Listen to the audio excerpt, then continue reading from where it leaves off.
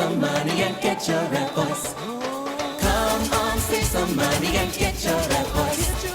Save some money, call your family, keep your number, call everybody. Come on, call your mama and give her red voice. Come on, call your daddy and give him red voice. Call your brother, and your Grammy, call your cousin, and your auntie. Now everyone's got a choice, and we all know it's red voice. For every woman and man all around our homeland. Switch to Red Voice Bahamaland, and now you can keep your number. You could win your mortgage and utilities for a full year. Red Voice, the better choice. Get your red voice. The acting prime minister speaks out one day after a harrowing ordeal. They don't call me brave for nothing. This as the official opposition blasts the government on crime. A businesswoman shot multiple times outside her home, plus women around the world stand together to say no to violence. We've got those stories and a whole lot more tonight. I'm Monique Toot, and NB12 starts now.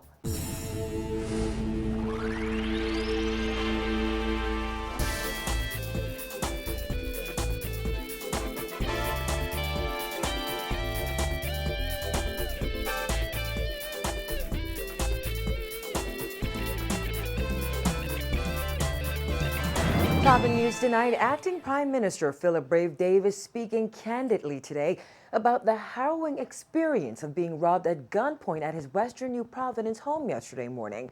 Paige McCartney reports.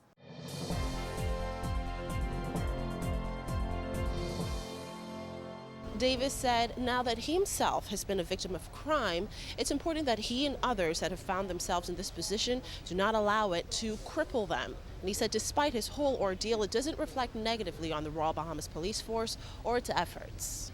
Davis said his wife Anne-Marie is obviously still shaken by the terrifying ordeal, but he feels fine and still feels safe in his home.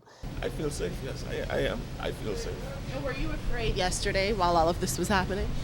They don't call me brave for nothing. The acting prime minister's seemingly high spirits do not eliminate the serious undertones of yesterday's attack at his Westridge home, where 3 armed, masked men stormed in demanding cash.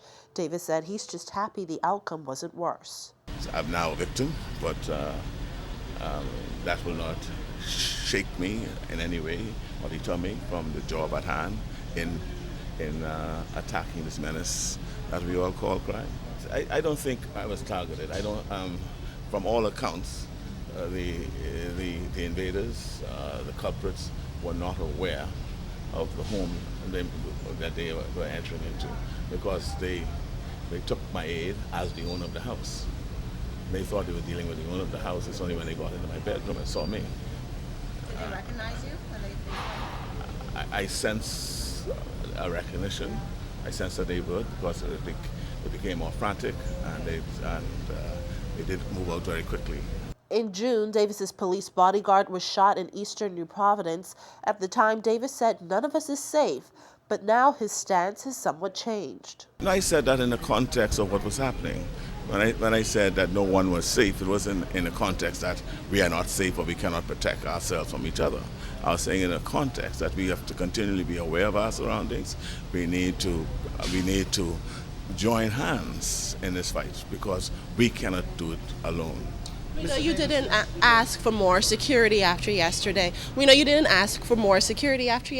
do you think that government ministers should have more security, or at the very least have personal firearm protection? I think the Bahamian people needs more security. And that will come about by them joining hands with ministers like myself and other politicians to fight crime, so that mothers and fathers will recognize that their children are going astray. Leading up to the 2012 general election, the Progressive Liberal Party was very critical of the former administration's handling of the crime menace. Since then, many have called on government to put politics out of crime. But Davis said you can't separate the two. The lines are drawn. There's no doubt about that. The lines are drawn. And what we were pointing out is that they, at the time, were doing nothing about it. What is political about it is what they were doing. not that crime itself or the scourge of crime is a PLP or an F&M particular problem. What we were criticizing is the manner in which they were going about addressing the issues. And that will be political, because politics is divided and defined by the way we do things and how we don't do it. And that's what separates us from each other. News of the acting prime minister's attack has already spread internationally, but Davis says he doesn't want the international community's perception of the nation's crime problem to hinge on this ordeal. I don't want them to look at my office as having been a victim, right? I want the international public to know, and my Bahamian people to understand that any one of us can be a victim of crime. And I want them to understand and appreciate that we are making inroads in reducing this scourge. Reporting for MB12, I'm Paige McCartney. Well, yesterday's incident is putting the government's crime-fighting strategy in the spotlight. Attorney General and Minister of Legal Affairs Senator Allison Maynard Gibson says this administration has the most aggressive strategy and nothing will compromise its fight against crime. I want to say and make it very clear that the most aggressive campaign against crime that has ever been mounted in this country will continue to be mounted. The police are working hard on their aspect of Project Safe Bahamas. The Attorney General's office is working hard on our aspect of Project Safe Bahamas. You will have seen that an act of parliament was just passed dealing with threats against judges, prosecutors, jurors, anybody involved in the criminal justice system. We're not going to tolerate that kind of behavior at all. In fact, Maynard Gibson said a recently passed act will increase the penalties against those convicted of harming or threatening to harm judges, lawmakers, and enforcers. I want to assure you that when we mount our 10 criminal courts with the consent of the judiciary, starting in the first quarter of next year, we will see the number of cases that we have already heard has been increased with 6 full-time criminal courts, and with 10, we are going to let people see. I'm going to call it turbocharged. However, at least one cabinet minister believes the government should do more to send a message to criminals. I do believe that the time has in fact come for that to be considered. I also believe that our country may have to go to the extreme of hanging these murderers, so to speak, and I want to do it on Bay Street. It's repugnant. I just think that we can no longer think of the Bahamas as this little quaint city with these thugs running around the way they are. Free National Movement leader Dr. Hubert Minnis says the shocking incident sends a message that criminals are running the country at the highest level and insisted that government is downplaying yesterday's armed robbery. He hit out at Prime Minister Perry Christie for failing to return home immediately after Davis was robbed, adding that officials should be made to account for what he called a breach of national security.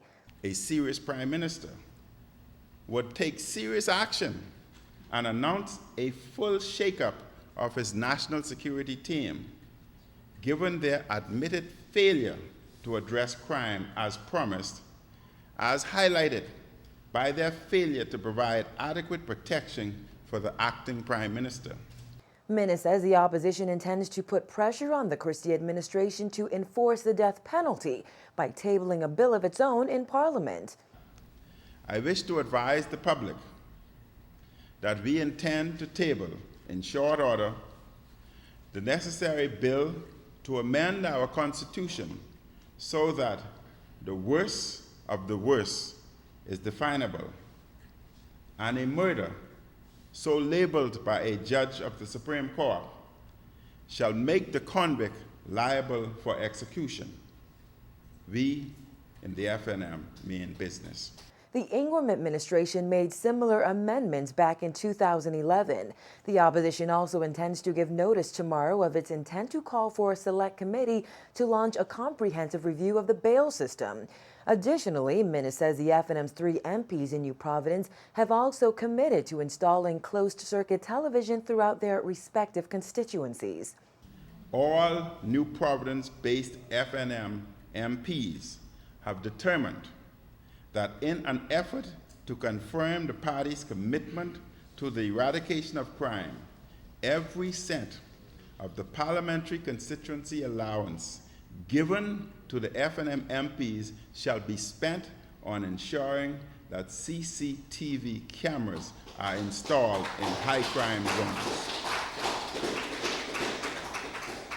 throughout their constituencies. We urge our colleagues on the other side to do the same. The FNM's list of recommendations to government also includes reconsidering the police force's approach to recording and reporting crime statistics and taking a bipartisan approach to fighting crime. From the crime beat, police officers' efforts to apprehend a group of illegal Haitian migrants in Grand Bahama ended with a disturbing discovery near the Holmes Rock Cemetery. Authorities say they discovered a body of a 65-year-old man as they searched for illegal migrants who landed in Holmes Rock shortly before 7 this morning. The man had injuries to the head and was pronounced dead by a local physician. Meantime, officers apprehended 3 illegal migrants and 1 Bahamian man during their search. A businesswoman is in stable condition tonight after gunmen shot her 3 times outside her home. According to police, after the Pastel Gardens resident pulled up outside her home shortly before 10 last night, 2 men armed with a handgun shot her in the abdomen and leg. The pair then fled the scene in a gold-colored vehicle. Police aren't sure of a motive at this point. And with violent incidents reported nearly every day, more and more families are finding themselves making funeral arrangements for their loved ones. That is now the case for families of several men who say they simply can't afford to bury their family members. Jasmine Bonamy explains. The families of 2 of the nation's most recent murder victims say they need help in planning and funding their loved ones' funerals. Today, the mothers of 2 young men who died in gun violence last month opened up about their struggles to bury their sons. Those mothers are among 4 other families that have put off burying them because they say they can't afford to. 37-year-old Gillette Cash says she has yet to bury her son Leonardo Cash, who was one of 4 men shot outside a business in Montel Heights on November 26. Cash says 2 of her nephews were also shot and are still in hospital recovering as she desperately tries to come up with the cash to bury her son. My son was gunned down and killed on the 26th of November, and ever since, our family were never the same from this vicious shooting which went down in Montel Heights. 17-year-old Thorne Thompson was shot and killed on November 28th after allegedly trying to rob a business on Minnie Street. His mother, Vernhilda Thompson, says despite what her son was accused of, he was never convicted, and everyone deserves a proper funeral, including her son. Because he died at a young age, and he just beginning life. And I feel for others who lost their loved ones also. Because I'm not the only one going through this agreement. Some people have it worse. The women are getting some assistance from the Bahamian Haitian Help Center. The organization has spearheaded fundraising for families of Haitian nationals who drown at sea during smuggling operations. Officials at the organization say they decided to expand their help after being approached in recent months by the families of murder victims. They add that with the average funeral costing $5,000, they hope to cut the cost in half for the 2 women and 4 other families they're assisting. We just go to different pastors, Bahamian Asians, to have to collect some donation from the churches and to support them families. We already have gotten some assistance, and it's not going to take a lot. Just pouring out and just giving, we will be able to give them a nice, decent, service. The group also plans to host a gospel concert this weekend to raise money. Reporting for NB12, I'm Jasmine Bonamy. Still to come, the latest on police officers' 12-hour shifts, the details of that story and more on the other side of the break.